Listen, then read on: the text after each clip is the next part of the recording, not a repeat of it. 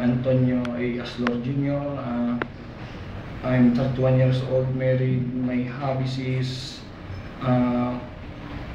riding motorcycles, watching TV, and playing basketballs. My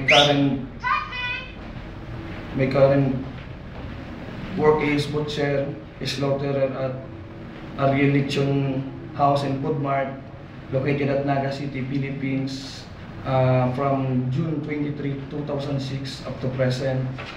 And my primary duty and responsibility is slaughtering hog and cattle and poultry products and preparing for roasting.